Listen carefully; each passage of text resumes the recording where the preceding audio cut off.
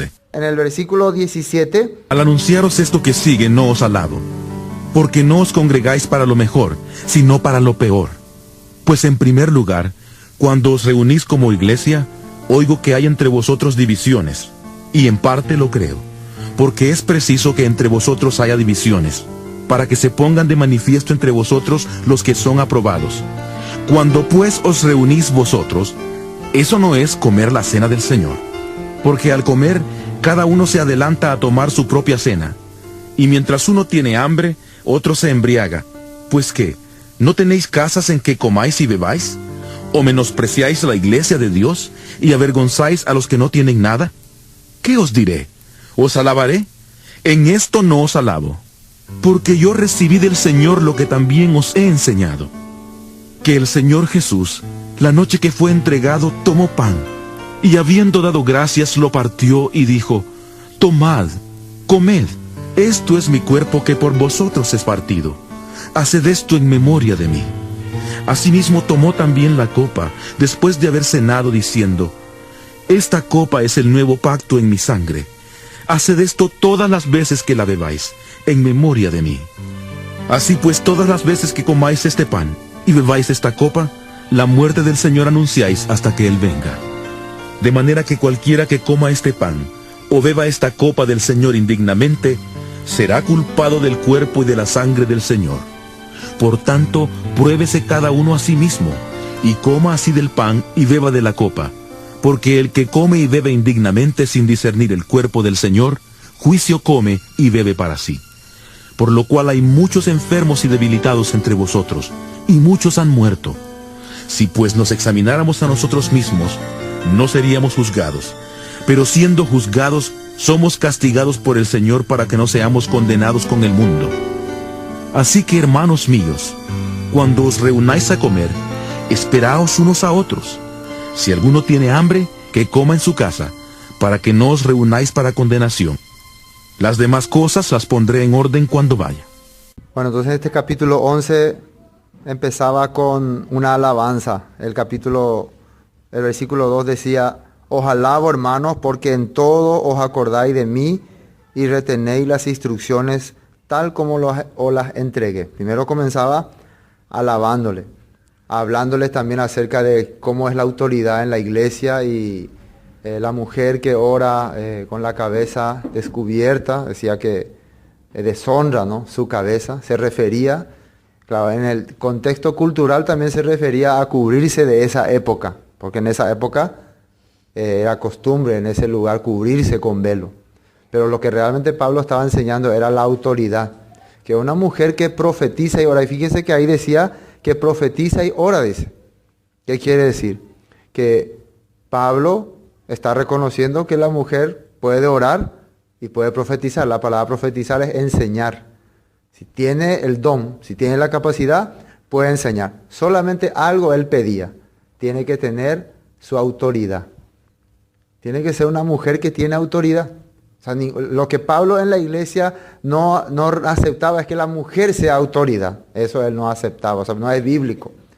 Entonces, ¿por qué? Dice, mejor que se rape la cabeza. En ese tiempo también había la costumbre de que las mujeres que vivían, se puede decir, libremente, tenían la costumbre de raparse la cabeza.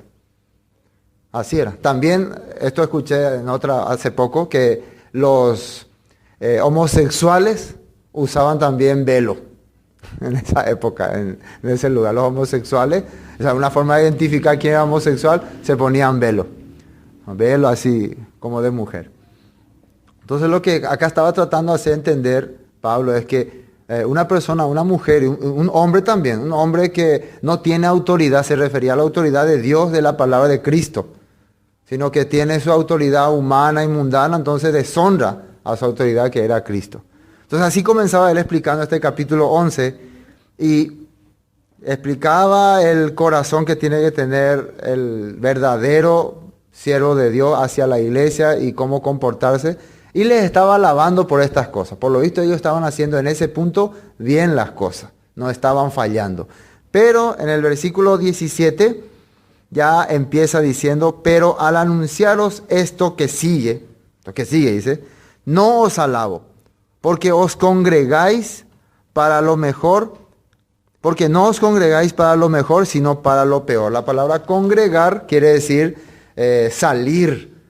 Recuerden que en hebreo congregar o iglesia se dice kehila, en griego eclesia, en hebreo kehila, que es igual que congregarse. Y cuando ellos hablan de congregarse, no está refiriendo como nosotros ya hacemos, que nos introducimos en un salón.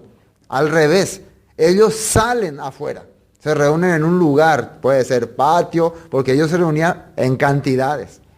Entonces cuando ellos hablan de la iglesia, en ese sentido sería salir afuera. La palabra iglesia quiere decir salir afuera.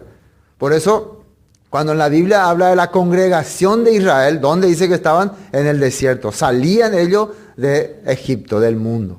Entonces cuando ellos llamaban a hacer convocación, quiere decir que se le llamaba a la gente que salgan de sus casas, de donde estén, y se congreguen. Y no todos entraban adentro. No había un salón para 5.000 personas ni 10.000 personas.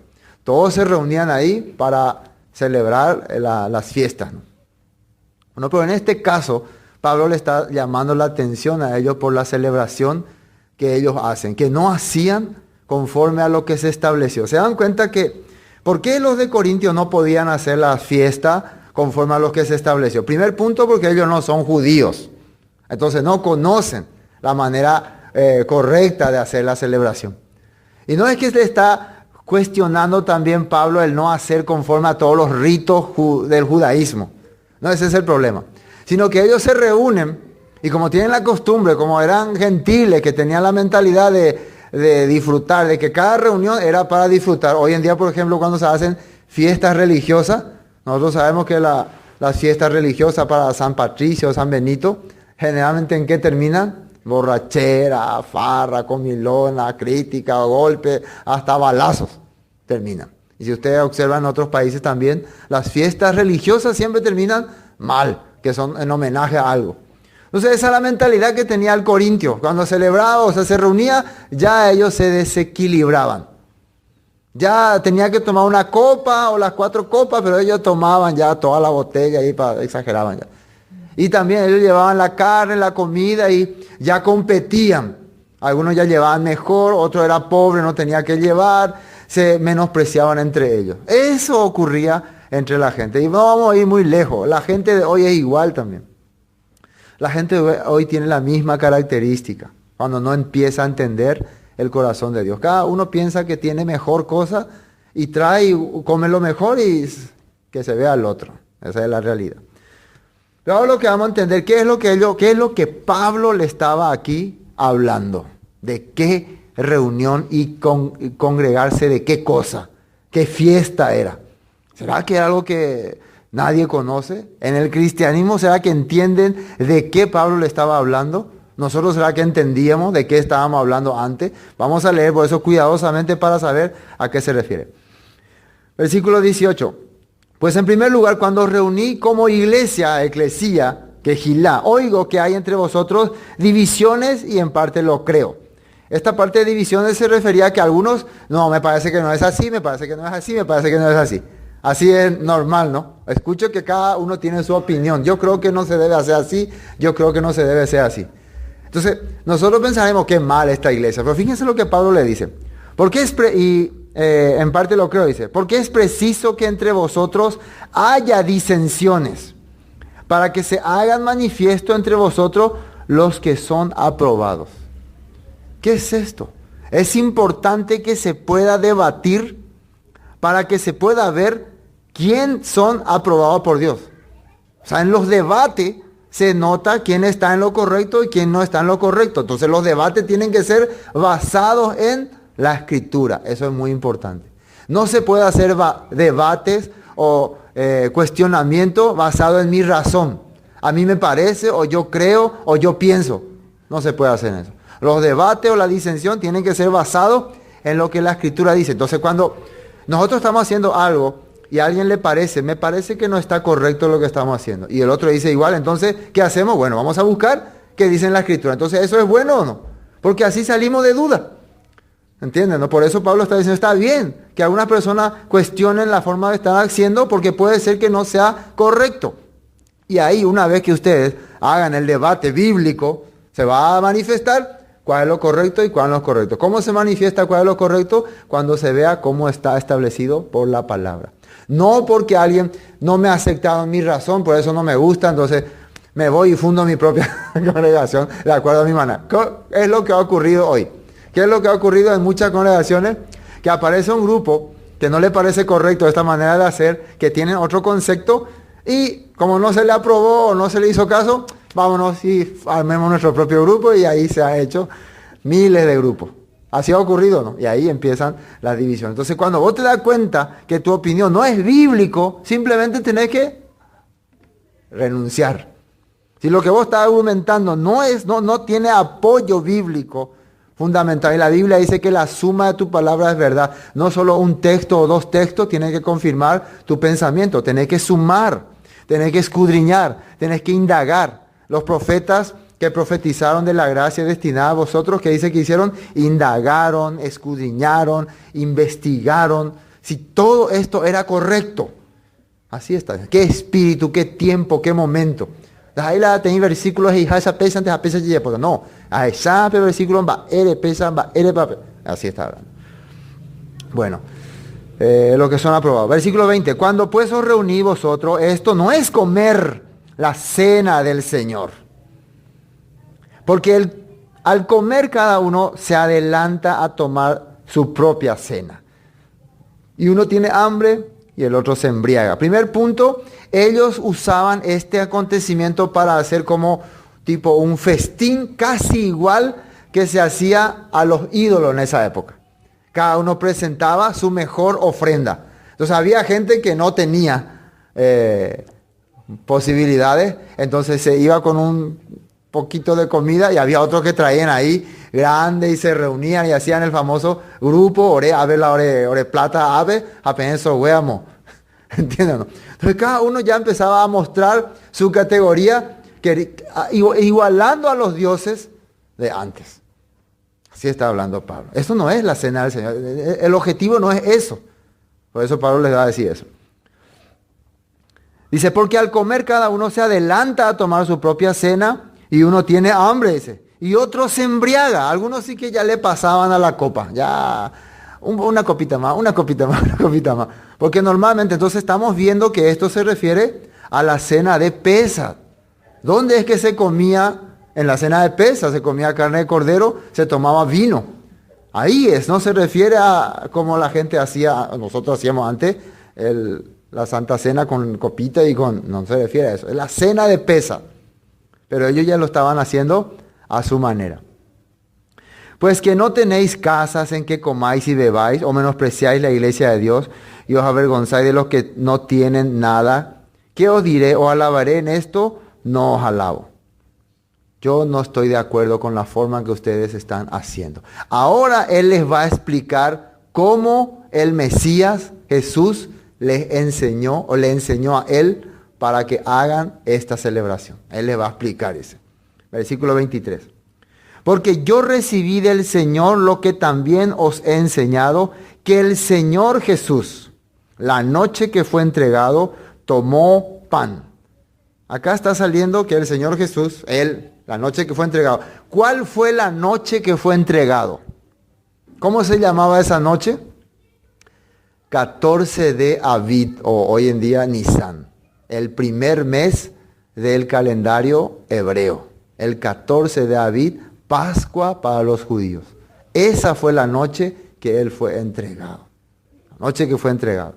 Vamos a ver, para confirmar estos textos, porque tenemos que registrarlo, en Éxodo capítulo 12. ¿Qué fue lo que Jesús le enseñó a ellos a hacer? Simplemente una celebración, una reunión. Ok, Éxodo capítulo 12. El versículo 6 dice, 12:6. Y lo guardaréis, refiriéndose al Cordero, hasta el día 14 de este mes, y lo inmolará toda la congregación del pueblo de Israel entre las 2 tardes. Y tomarán de la sangre y lo pondrán en los 2 postes y en el dintel de las casas en que han de comer. Y aquella noche comerán la carne asada al fuego y panes sin levadura con hierbas amargas lo comerán. Este fue el mandato que Dios le dio. Esto fue lo que estaba celebrando Jesús aquella noche. No es que Jesús estaba simplemente celebrando. Esto era una profecía. ¿Qué es lo que Jesús estaba haciendo? Le estaba dando cumplimiento a esta profecía. Por eso las personas dicen, Jesús vino a cambiar. No, Él no vino a cambiar. Él que dice en San Mateo 5 que vino a hacer, yo vine a cumplir. Vine a cumplir, vine a establecer la forma, el propósito. Porque el verdadero éxodo iba a ser de entre las naciones. La verdadera libertad que Dios nos iba a dar en el futuro era a su pueblo sacarle de entre las naciones. Y Él estaba celebrando esta Pascua para ser ofrecido como Cordero de Dios para quitar el pecado de todo el mundo. ¿Dónde estaba su pueblo esparcido? En todo el mundo. Por eso tenía que morir por su pueblo. Él iba a ser Cordero ofrecido en ese día. Esto era una sombra de eso. Bueno, el versículo 17 dice: y guardaréis la fiesta de los panes sin levadura, porque en este mismo día saqué vuestras huestes de la tierra de Egipto. Por tanto guardaréis este mandamiento en vuestras generaciones por costumbre perpetua. Hay que entender una cosa.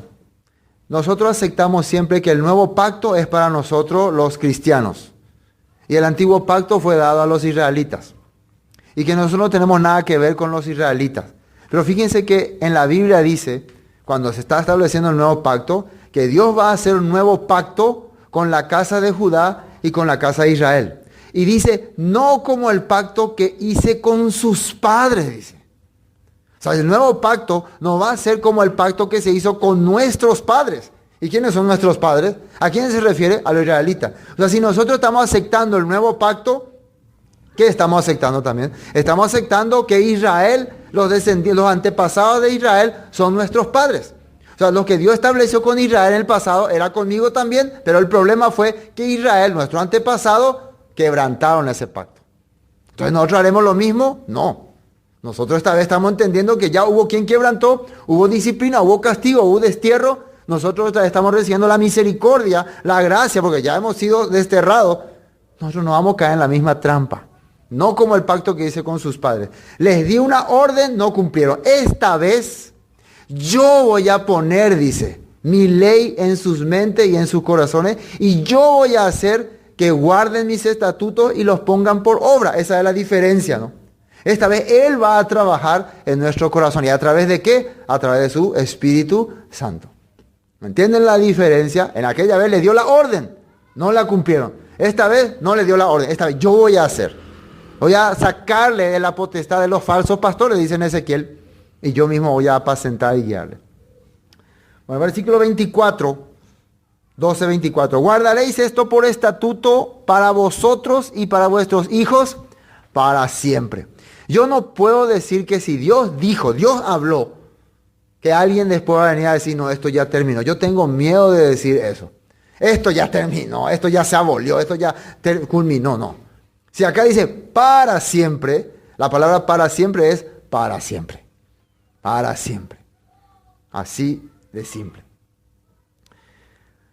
Bueno, Levítico 23, sigamos. Levítico 23, el versículo 5. Fíjense lo que dice. Levítico 23, versículo 5. En el mes primero, a los 14 del mes, otra vez está dando fecha exacta. Mes primero, a los 14 del mes. El mes primero, ¿cómo se llama? Se llama mes de Abib o mes de la primavera. ¿Cómo podemos saber cuál es el mes primero? Cuando están en primavera, pero no aquí, allá en Israel. Cuando allá es primavera, cuando comienza la primavera, entonces están en el mes primero. Esa es una señal, una buena señal nos dejó Dios para tener en cuenta. Entonces esa es una señal para saber que estamos en el tiempo correcto. No importa a nosotros en qué mes, aunque no lo estemos en otoño acá, pero lo que importa es cómo está allá. Allá es la señal.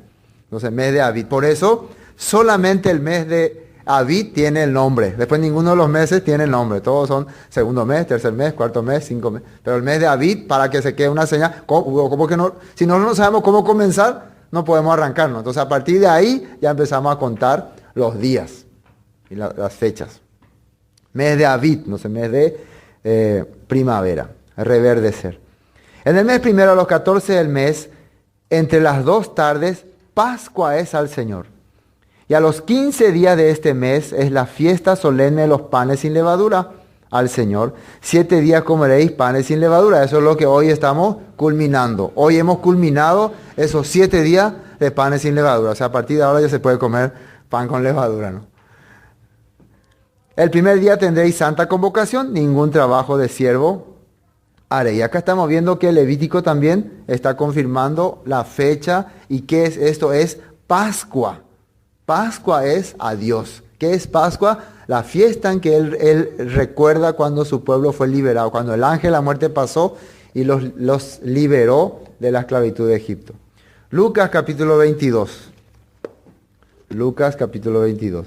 Lucas capítulo 22. Fíjense que el versículo 1 empieza diciendo, estaba cerca la fiesta de los panes sin levadura, que se llama la Pascua. Estaba cerca.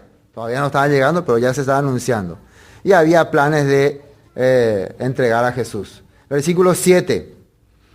Llegó el día de los panes sin levadura, en el cual era necesario sacrificar el cordero de la Pascua. Al leer esto, yo puedo entender de qué está hablando. Está hablando de lo que leímos recién, Éxodo 12 y Levítico 23. ¿Es correcto o no? ¿De qué está hablando? De eso. Significa que hasta esta altura ellos seguían celebrando. Pero lo más interesante acá, ¿qué ordena Jesús que se haga? ¿Qué le ordena Jesús a su discípulo? Versículo 8. Y Jesús envió a Pedro y a Juan diciendo, id y preparadnos la Pascua para que la comamos. ¿Qué ordena Jesús? Pejó prepararse la Pascua ya ujanwa.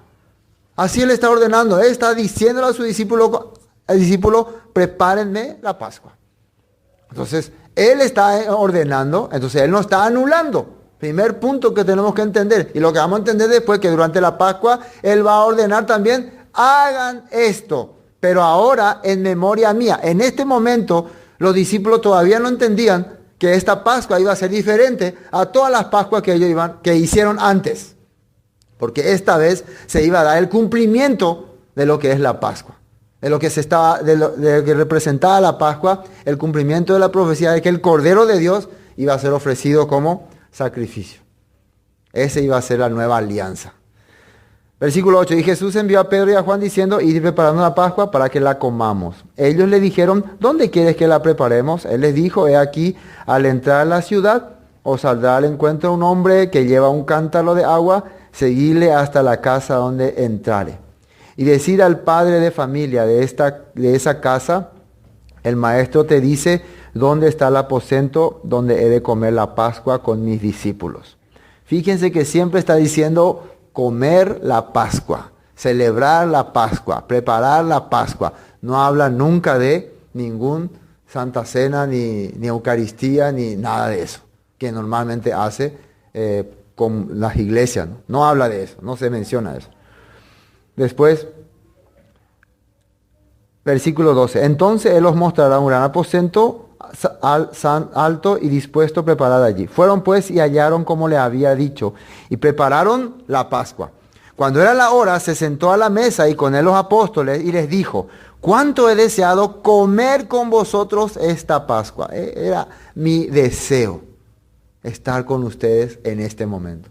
Están los 12 apóstoles que representan las 12 tribus de Israel.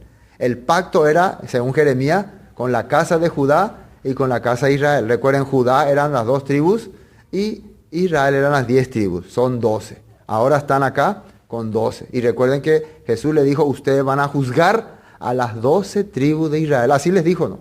Esa fue la promesa que le dijo. Quiere decir que lo que está haciendo ahora es el cumplimiento de Jeremías 31. El nuevo pacto, la alianza. ¿Con quién? Con la casa de Judá y con la casa de Israel. En este momento, ¿dónde está la casa de Judá y la casa de Israel? Judá todavía estaba ahí presente. Las 10 tribus estaban ya perdidas. Ya estaban ya lejos. Porque os digo que no la comeré más hasta que se cumpla, y esto es muy importante, en el reino de Dios. No voy a celebrar más esta Pascua con ustedes hasta que la celebre en el reino de Dios. Entonces es una promesa. El que nosotros vamos a esperar constantemente esa Pascua. ¿Cuál Pascua? La Pascua en que nuevamente el Mesías va a estar ya con nosotros en el reino. Por eso vamos a hacer constantemente. No cada semana, no cada 15, cada fecha que estableció la ley, la Torá de Dios. para que podamos entender qué es lo que estamos haciendo. Porque Jesús no va a celebrar la Eucaristía con nosotros, ni la Santa Cena. Él va a celebrar la Pascua, porque fue establecido como estatuto perpetuo. ¿Se entiende, no? Porque os digo que no la... Ya leí, versículo 17. Habiendo tomado la copa, dio gracias y dijo, tomad esto y repartidlo entre vosotros, porque os digo que no beberé más del fruto de la vid hasta que el reino de Dios venga. El reino, ¿qué es lo que va a venir? Va a venir, se va a establecer el reino de Dios, según esta palabra. Y tomó el pan y dio gracias y lo partió y les dio diciendo, esto es mi cuerpo que por vosotros es dado, haced esto en memoria de mí. ¿Qué representaba ese pan sin levadura que se partía? Representaba que una persona inocente sin pecado iba a ser quebrantado. Iba a ser quebrantado. ¿Quién era sin pecado? Jesús vino sin pecado, él iba a ser quebrantado. ¿Por qué iba a ser quebrantado? Por los pecadores. Él iba a cubrir, pagar el precio de nuestro pecado. Por eso se parte ese pan. De igual manera, después que hubo cenado, tomó la copa diciendo, esta copa, y ahí sale, es el nuevo pacto. Esta copa es el nuevo pacto, es mi sangre que por vosotros es derramada. Y la referencia sale ahí, Jeremías 31. ¿Qué quiere decir esto? ¿Qué es nuevo pacto? Y si vamos a Jeremías 31 vamos a entender. Yo estableceré el nuevo pacto con la casa de Judá y con la casa de Israel. No como el pacto que hice con sus padres. ¿Cuál era el pacto que hice con sus padres? Le dio la Torah, le dio la ley para que ellos puedan guardarla y así le da el reino, le da la tierra, pero ellos no la guardaron. Quebrantaron. Por eso la maldición de la ley cayó sobre ellos. Y la ley mismo decía que si no guardaban ese mandamiento, ellos iban a ser desterrados. Pero Dios había establecido justamente cuando Israel estaba cayendo, cuando Judá, el último rey de Judá estaba cayendo, Dios le había revelado a Jeremías que habría un nuevo pacto, una nueva esperanza, una nueva alianza. ¿Qué era esa nueva alianza? Que Dios iba a establecer un pueblo escogido de entre todas las naciones que era su remanente fiel. Y le iba a entregar su Torah, pero esta vez ya en su mente y en su corazón. Así está escrito en el nuevo pacto. Entonces él iba a trabajar con ellos. Y eso es lo que está haciendo, ¿no? Eso es lo que ha hecho cuando Pedro le predicaba a Cornelio. Escuchaban la palabra y ¿qué decía? El espíritu caía y hablaban en lengua. ¿Pedro qué hacía?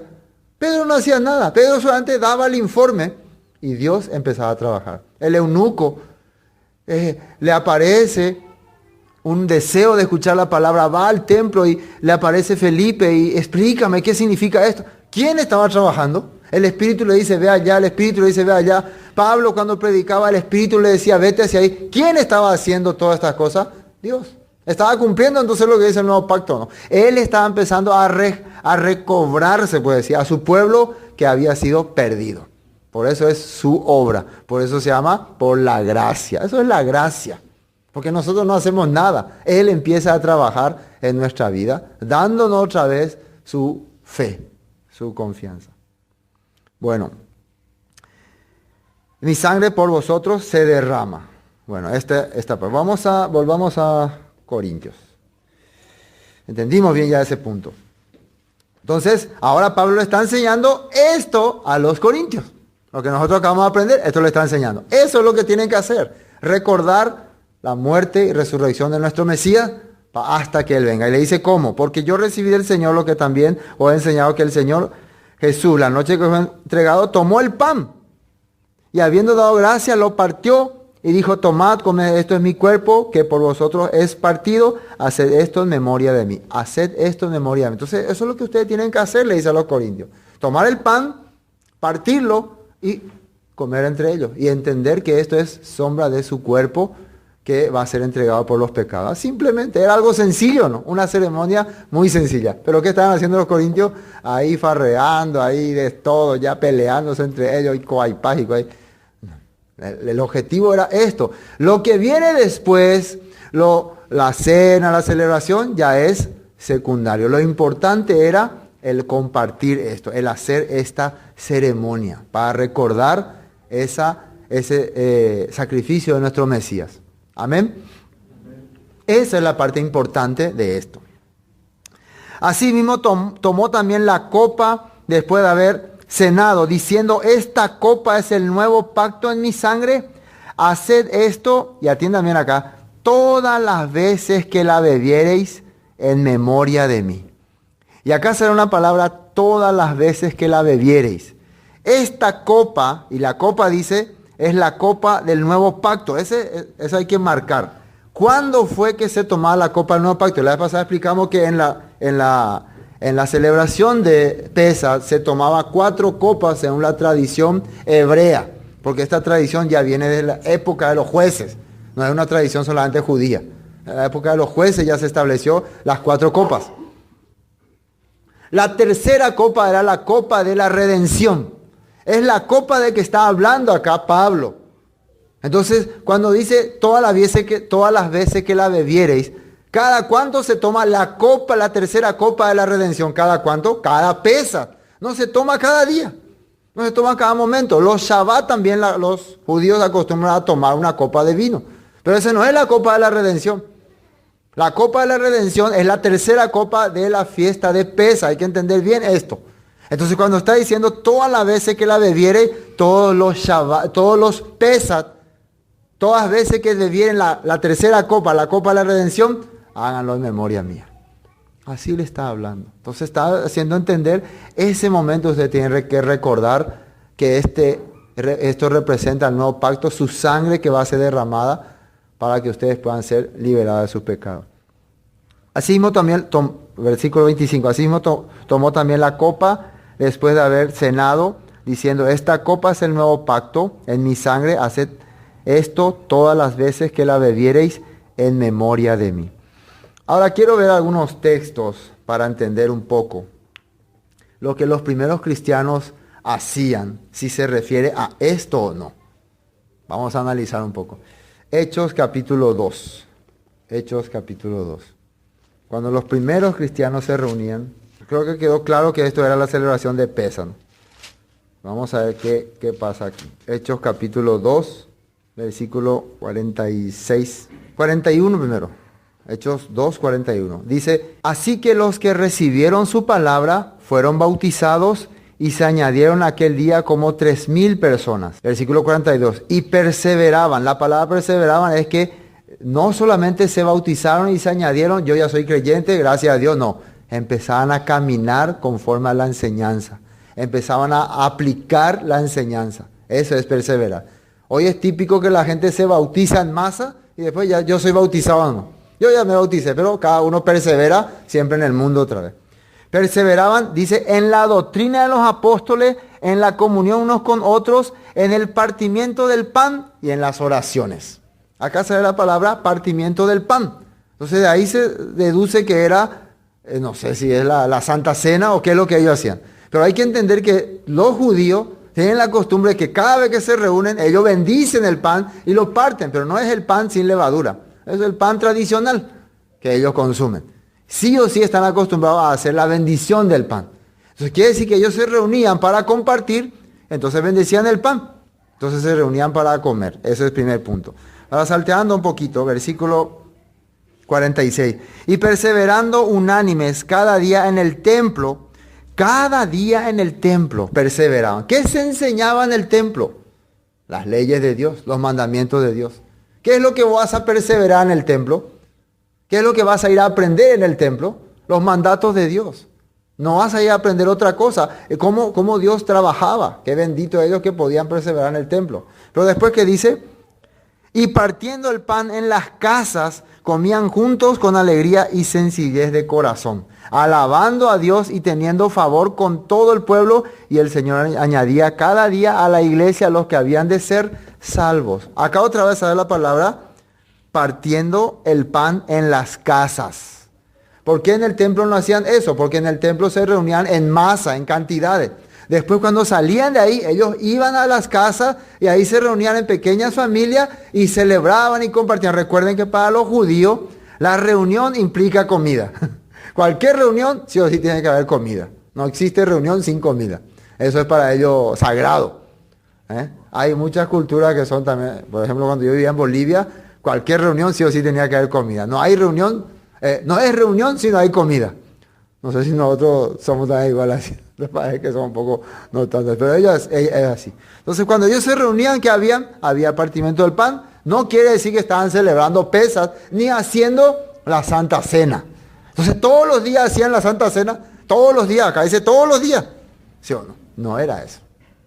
Solamente eran sus reuniones normales y tradicionales. La celebración de Pesas era aparte, era independiente, era para recordar la muerte de Jesús en la cruz. Hechos 18, vamos a ver Hechos 18. El apóstol Pablo, acá está en Corinto, tiene planes para viajar a Jerusalén. Y miren cuál es su objetivo y su propósito. Eso es muy importante. Hechos 18 dice, versículo 19, 18-19. Y llegó a Éfeso y los dejó allí, y entrando en la sinagoga discutía con los judíos, los cuales le rogaban que se quedase con ellos por más tiempo, mas no accedió. Sino que se despidió, versículo 21, de ellos, diciendo, es necesario que en todo caso, fíjense lo que dice ahí, yo guarde en Jerusalén la fiesta que viene, pero en otra vez volveré a vosotros, si Dios quiere, y zarpó de Éfeso. Pablo está diciendo, yo no puedo quedarme más con ustedes porque tengo que ir a Jerusalén para guardar la fiesta que viene. La fiesta que venía era la fiesta de Pesas. Tengo que guardarlo. ¿Entienden? No, discúlpenme, no voy a poder más estar con ustedes. Entonces, si él guardaba la fiesta de Pesas, él podía enseñar que no guarden la fiesta de Pesas. Yo guardo, pero ustedes no. Entonces acá tampoco él estaba haciendo para mostrar a alguien. Acá, si vamos a pensar, algunos dicen, no, pero acá él hacía para mostrar a los judíos, para ganar a los judíos. Acá estaban rogando en la sinagoga de Éfeso, quédate a predicarnos más. Hay mucha gente, no, discúlpenme, voy a volver otra vez, pero ahora tengo que ir a celebrar la fiesta de Pesas. Entonces no es que él está haciendo esto para convencer a los judíos de Jerusalén, está haciendo porque él sabe que es un mandato de Dios. Y si yo soy un maestro, si yo estoy enseñando la enseñanza de Dios, primero yo tengo que ser el que aplico en mi vida. Eso es muy importante. Salteando un poco, acá en el mismo Hechos, vamos hasta 20, capítulo 20. Cuando Pablo está viajando, tuvo alboroto en Éfeso, después viaja a Macedonia y a Grecia, y miren lo que pasa ahí. El versículo, Hechos 24. Y le acompañaron hasta Asia, Sopater de Berea, Aristarco y Segundo de Tesalónica, Gallo de Derbe y Timoteo de Asia, Tiquico y Trófimo. Estos, habiendo adelantado, nos esperaron en Troas. Y el versículo 6. Y nosotros, pasados los días de los panes sin levadura, navegamos a Filipos. Y en 5 días nos reunimos con ellos en Troas, donde nos quedamos 7 días. Bueno, la Biblia menciona los panes sin levadura y hay mucha gente que dice que solamente menciona nomás. No quiere decir que se guardaba. Entonces, ¿por qué se menciona? ¿Por qué era importante que Lucas mencione que pasaban los 7 días los panes sin levadura? ¿Por qué? ¿Por qué tiene que mencionar eso? Claro, porque se guardó la Pascua, porque estaban guardándola. ¿Para qué va a mencionar algo que no está más en su calendario ni en su agenda? Porque era importante, sepan ustedes que ya han pasado los días de los panes sin levadura. Quiere decir que ellos estaban pendientes de esa fecha, estaban pendientes de ese momento, aunque estaban fuera de Jerusalén. ¿Y qué viene después?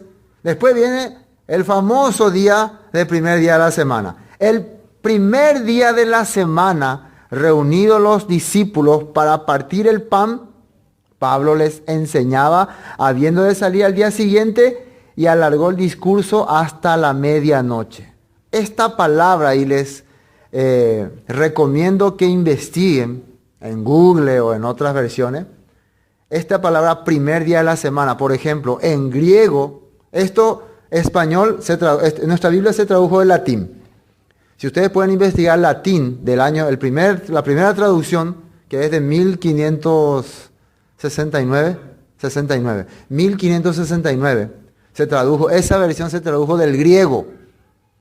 Esa versión, 1569, está escrito el primer sábado de la semana. Así mismo está escrito. Y en el griego dice la palabra mia to Shabbatom. ¿Qué significa eso? Primer Shabbat de la semana, que sería primer Shabbat de Shavuot. ¿Y qué es Shavuot? La fiesta de las semanas. ¿Y por qué es primero? Porque se está contabilizando. A partir de que termina la fiesta de los panes sin levadura, se cuenta 7 días. Ese primer día de reposo es el primer Shabbat de los 7 Shabbat que se va a contar para Shavuot. Por ejemplo, hoy nosotros estamos recordando, hoy sería el primer Shabbat de los 7 Shabbat. Si ustedes cuentan a partir de este sábado, 7 sábados más, le va a salir hasta el sábado 11 de junio, 7 sábados, y el domingo 12 de junio son 50 días. 7 por 7, 49 más 1, 50. Entonces, ¿qué es lo que está ocurriendo acá? Acaba de terminar la fiesta de los panes sin levadura. Así dice ahí arriba. Acaba de terminar, nosotros acabamos de terminar los 7 días de los panes sin levadura. Ahora vamos a empezar a contar los 7 sábados. Hoy, si nos reunimos, podemos decir, el primer Shabbat de las semanas, ¿cómo no entenderían la gente? Si yo hablo el primer Shabbat, hoy nos reunimos en el primer Shabbat de la semana, ¿qué no entendería la gente? Estamos reuniéndonos en el primer Shabbat de los 7 Shabbat que vienen para Shavuot. Ahora, ¿por qué es importante contar? Hay mandamiento de contar. Vamos a leer Levítico, donde dice, hay ordenanza de contar día por día. No solamente hay ordenanza de contar semana por semana. A partir de que comienza los panes sin levadura, quiere que se cuente cada día hasta el día 50. ¿Por qué? Porque es el día en que vos vas a hacer tu compromiso de boda con tu Creador. Y si eso no es importante para tu vida, entonces ¿qué va a ser importante? Es como que vos estás recordando tu aniversario de boda. Eso se le está diciendo así. No sé si me entienden. Por eso la importancia del conteo. Es un mandato en la Torah, en Levítico capítulo 23. Entonces, de eso se está hablando acá. Entonces era una reunión especial, por eso Lucas menciona y dice, pero hay un teléfono descompuesto, vamos a decir, teléfono cortado. ¿Cómo si el teléfono cortado empezaba a hablar acá, decir algo, y a medida que se va, cuando te llega a vos, ya totalmente otra cosa te dijeron. No, yo ni haga lo que dije. ¿Jugaron alguna vez ese teléfono cortado? Fueron un poco, una fila así, digan una palabra y díganle, y después le va a llegar otra cosa. Eso fue lo que ocurrió. Y ahora se dice que esto es, el día domingo ellos se reunían. Aunque fuera así, el día domingo, acá dice que se están reuniendo a la noche, no a la mañana. No están teniendo culto a la mañana, es a la noche porque estaba terminando ya el Shabbat. Bueno, prueba de que se trata de las fiestas de la semana, miren lo que dice en el versículo 16. 20:16. Porque Pablo se había propuesto pasar de largo a Éfeso para no detenerse en Asia, pues se apresuraba por estar el día de Pentecostés, si le fuera posible, en Jerusalén. ¿Cuál era el objetivo de Pablo? Quiero estar en Jerusalén para la fiesta de Shavuot. Ahora estamos en el primer Shabbat de la semana. Me quedan 7 sábados. En aquella época no se viajaba como ahora en avión, rápido y volando, voy a estar al día siguiente. Zarpá, viajá, te quedá, jueceina. Largo era el viaje, entonces casi le tomaría casi 2 meses y medio llegar hasta Jerusalén. Si fuese posible, dice luego la Biblia. ¿Se está entendiendo este punto, no? Entonces eso es muy importante para entender. Vamos a Levítico 23 para confirmar esto. Levítico 23, acá dejé marcado. Si esto era una ordenanza, contar los días y la semana era una ordenanza bíblica. Levítico 23, 15. 23, 15. Levítico 23, 15. Dice, y contaréis. ¿Se dan cuenta que dice ahí? Contaréis, dice o no. ¿Está escrito o yo me equivoco? Contaréis desde el día que sigue al día de reposo. ¿Cuál es el día que seguía al día de reposo? El 14 de Nisan, el 14 de Abib, fue Pascua. Nosotros vimos. Después, al día siguiente fue 15, cayó día de reposo, cayó un Shabbat. A partir del día siguiente empezaba a contar 1, 2, 3, 4, 5, 6, 7 y de ahí te va contando. A partir de ahí empezaba a contar. A partir del 15 o a partir del primer día de reposo, esta vez cayó el 15. Pero si no caía en un Shabbat, nosotros teníamos que esperar hasta que caiga en un Shabbat. Y a partir del Shabbat, ese día empezamos a contar los 50 días. Así está hablando acá. Contaréis desde el día que sigue al día de reposo, desde el día que ofrecisteis la gavilla de la ofrenda mecida, 7 semanas cumplidas serán. Hasta el día siguiente del 7º día de reposo contaréis 50 días, entonces ofreceréis el nuevo grano al Señor. Ese grano ya se trata de trigo. El grano que se ofrece en primicias, en la fiesta de primicias, era de cebada. Después de los 50 días ya no vas a ofrecer cebada, vas a ofrecer trigo. La cebada representaba el cuerpo de nuestro Mesías, representaba también los primeros frutos. El trigo, ¿qué representa? El trigo representa las naciones. ¿Sí o no?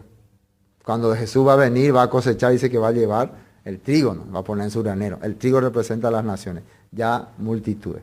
Así está escrito, entonces, bíblico que se cuente. Por eso Lucas menciona el primer Shabbat de la semana. Se nota que él estaba estrictamente viviendo conforme a lo que la Torá, la ley de Dios, dice hasta en sus escritos. Entonces no se puede negar la palabra de Dios. Tiene que ser demasiado duro y terco y no querer creer lo que dice la Biblia para negar. Lastimosamente, yo escucho muchas personas que no es así. Pero ahí dice, así, claro, si no investigas no vas a descubrir. Si te quedas nomás quietito ahí, no, pero si investigas te vas a dar cuenta. Si buscas versiones más antiguas, versiones más explícitas, si querés saber de qué se trata, Dios te va a revelar. Porque Él está obrando a través de su Espíritu. No obra a través de hombres. No es que un hombre te va a convencer. Es el Espíritu de Dios que te va a ir revelando sus misterios. Así dice en la Biblia. Ese es el nuevo pacto. Recuerden. Bueno, ahora sí, terminemos Corintios. Bueno, versículo 26. Así pues, todas las veces, 1 Corintios 11, 26, que comiereis este pan y bebiereis esta copa, la tercera copa, la copa de la redención, la copa del nuevo pacto, la copa de Pesach, la muerte del Señor anunciáis hasta que Él venga. ¿Y por qué es importante que yo anuncie la muerte del Señor? ¿Qué representa la muerte del Señor para mí? ¿Qué anunciaban cada vez que los israelitas celebraban Pesach? Ellos, ¿qué anunciaban? ¿Qué es lo que ellos recordaban? La muerte del Cordero y la sangre que ellos pintaron por su dintel. Y cuando el ángel de la muerte pasó y no les hizo nada. Entonces ellos estaban anunciando la muerte de ese Cordero, la vida para ellos. ¿Qué es lo que nosotros anunciamos cuando anunciamos la muerte de Jesús? La vida para nosotros. La muerte de Jesús fue la vida para mí. Entonces cada vez que yo recuerdo su muerte, ¿qué significa? Yo tengo vida. Yo estoy vivo gracias a su muerte. Entonces siempre le voy a agradecer, ¿o no? Siempre voy a estar sujeto a Él, ¿o no? Porque cada vez que me acuerdo que murió por mí, voy a poder tener agradecimiento. Por eso yo vivo. Amén. Yo vivo por eso. Hasta que Él venga. Entonces, ¿para qué yo tengo que vivir hasta que Él venga? Para reinar con Él. Para brindar con Él la cuarta copa. ¿Qué representaba la cuarta copa? Gozo, alegría, reinado, felicidad. Eso representaba la cuarta copa. Si ustedes analizan los significados de las copas, ¿no? Entonces nosotros estamos esperando no más tomar, solo estamos tomando ahora, o sea, estamos tomando la tercera copa, estamos esperando la cuarta copa. Porque Él dijo que no iba a tomar más hasta que la beba en el reino de los cielos. Entonces nosotros sí estamos tomando en vez de Él. Nosotros queremos beber con Él la cuarta copa. ¿Amén? Amén. Bueno, ahora esto es importante. De manera que cualquiera que comiere este pan o bebiere esta copa del Señor indignamente será culpado del cuerpo y de la sangre del Señor. Y acá hay algo duro. Esto es lo que se usa como indignamente. ¿Qué estaban haciendo los de Corintios? Normalmente lo que tenían que recordar era la muerte de Jesús para hacerlo a ellos servidores de Dios. La muerte del Mesías hizo que ustedes sean siervos de Dios, servidores de Dios. La muerte de ese Cordero hizo que los israelitas salgan de Egipto para que vayan a servir a Dios. ¿Qué pasó con los israelitas? Que aparentemente fueron liberados por Israel, por el Cordero, pero ¿qué hicieron en el desierto? Menospreciaron ese Cordero, esa sangre. Todo lo que Dios hizo por ellos en Israel, ellos menospreciaron. ¿Qué les pasó a ellos en el desierto? Murieron todos. ¿Entienden o no? Participaron de ese sacrificio, pero no le dieron valor. Por eso murieron todos. ¿Entienden lo que está hablando acá Pablo? Fuerte lo que le está diciendo. Si ustedes no le dan valor a la muerte de Jesús en la cruz, si para ustedes no significa nada, no les motiva a servirle a Dios, a caminar, a seguir en pos de Él, entonces tienen problemas. Por tanto, pruébese cada uno a sí mismo y coma así del pan y beba de la copa. Porque el que come y bebe indignamente sin discernir el cuerpo del Señor, juicio come y bebe para sí. Así está escrito. Discernir, ¿qué significa? Sin darse cuenta, ¿qué es lo que yo estoy haciendo?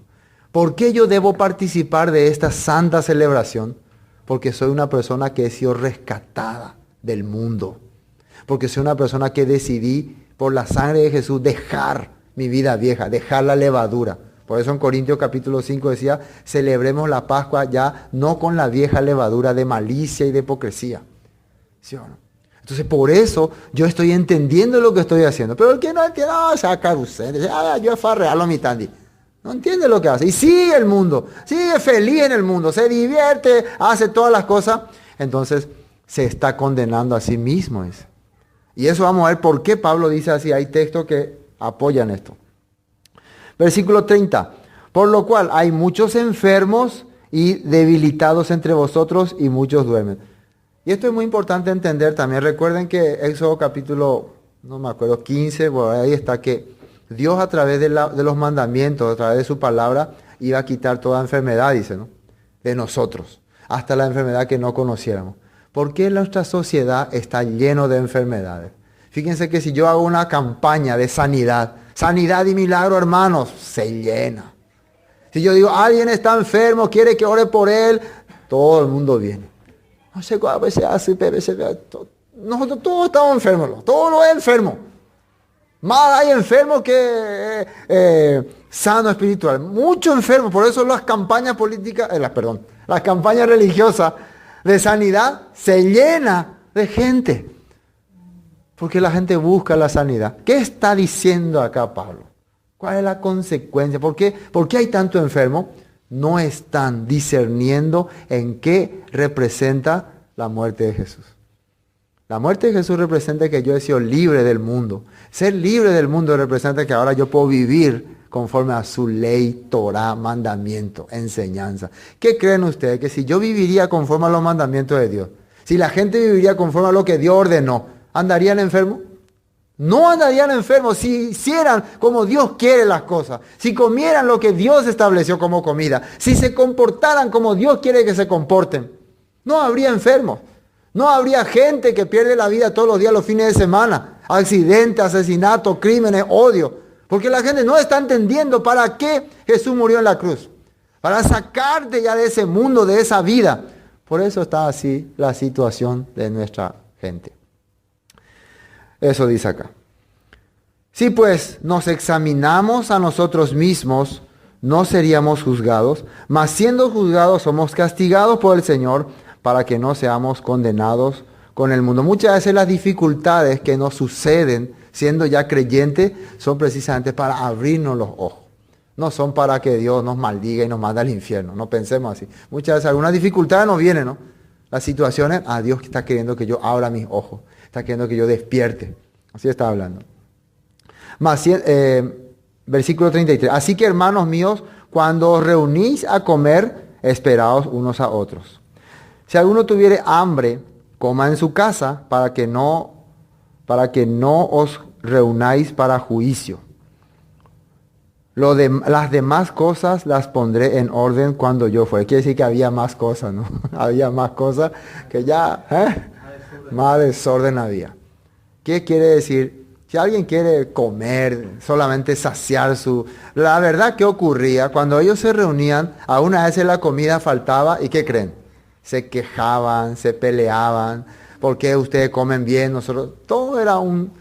O sea que ya no interesaba más el objetivo de la reunión, sino simplemente cada uno que se le sirva más, esa era la reunión. De esa manera. Quiero ver dos textos y termino. Gálatas capítulo 2, versículo 20. Lo que Pablo está escribiendo a nosotros. Gálatas capítulo 2, versículo 20. Gálatas 2, 20 dice, con Cristo, ¿Quién es Cristo? El ungido, el Mesías, mi rey, mi Melech, soberano, el dueño de mi vida. Todo esto son sus sinónimos, no solamente Cristo. Estoy juntamente crucificado, dice. ¿Qué quiere decir? Mi vida está con Él. Y ya no vivo yo. Fíjense lo que Pablo dice. Ya no vivo yo. Mas vive mi rey, mi dueño, en mí. Y lo que ahora vivo en la carne, lo vivo en la fe. ¿Qué es fe? En la fidelidad a su enseñanza, en la fidelidad a su palabra. Del Hijo de Dios, el cual me amó y se entregó a sí mismo por mí. Yo ya no vivo según mi deseo. Yo vivo según lo que Él quiere. Y como Él quiere que ande, ando. Pablo está diciendo eso. Eso es una persona que ha entendido la muerte de Jesús en la cruz. ¿Están dando cuenta? Eso es lo que él está explicando. Otro texto, Hebreos capítulo 10. Hebreos capítulo 10. Versículo 28. El que viola la ley de Moisés por el testimonio de 2 o 3 testigos muere irremisiblemente. Esto está en Deuteronomio 17:6. Así sale acá, Deuteronomio 17:6 y 19:15 como referencia. ¿Qué quiere decir? Si una persona, la ley de Moisés, lo que Moisés le encargó al pueblo de Israel, violaba, quebrantaba, si hay 2 o 3 testigos, tiene que morir irremisiblemente, dice. Pero manoara, no hay hoy juicio. Pero miren lo que Pablo, lo que el escritor de Hebreos le está queriendo explicar. ¿Cuánto mayor castigo pensáis que merecerá? Y acá que dice, el que pisoteare al Hijo de Dios y tuviere por inmunda la sangre del pacto en la cual fue santificado. La palabra santificado quiere decir apartado, separado. ¿Qué era esa sangre del pacto? La tercera copa, la celebración de Pesach, la ordenanza que Dios ha dado. ¿Cuánto mayor castigo va a recibir la persona que esta tercera copa, el que haya sido apartado del mundo para el servicio a Dios, menospreciare? ¿Cuánto mayor castigo?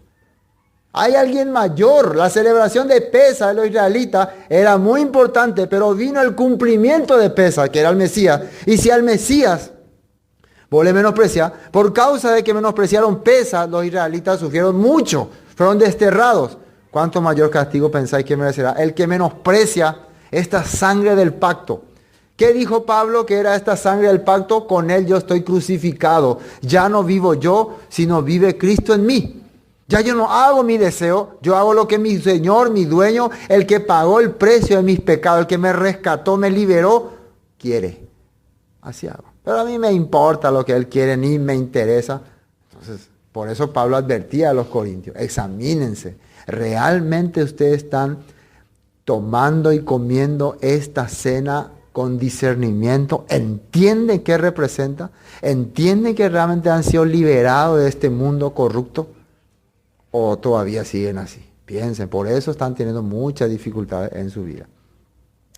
Dice, ¿cuánto mayor castigo pensáis que merecerá el que pisoteara al Hijo de Dios y tuviere por inmunda la sangre del pacto en la cual fue santificado e hiciere afrenta? ¿Y a quién dice que le hace afrenta? Al Espíritu de gracia. ¿Qué es Espíritu de gracia?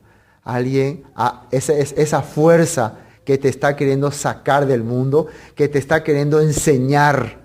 Esto es lo correcto. Esta es la vida que tiene que llevar y vos le haces a un lado. No me importa. Entonces, no es más un hombre, no es más una institución, sino es su mismo espíritu que un día te rescató, que te está queriendo guiar y vos le enfrentás. Vos le decís, no, porque es fácil. Ante hombre, sí, voy a hacer. Pero cuando tenés que hacer delante de Dios, para decir, nadie me ve, entonces hace lo que te da la gana. Y sabés que estás haciendo mal. Te dice en tu corazón, no, está haciendo bien, no, está mal. No, pero no me importa, nadie me ve. Parece que si no veo a un hombre que me guía, que me dice las cosas, pienso que no hay nada. Pero Dios envió su espíritu. ¿Sí o no? Es una fuerza, me está mostrando lo correcto y lo incorrecto y yo le estoy haciendo afrenta. Cuidado, dicen. Esto entonces, quería leer.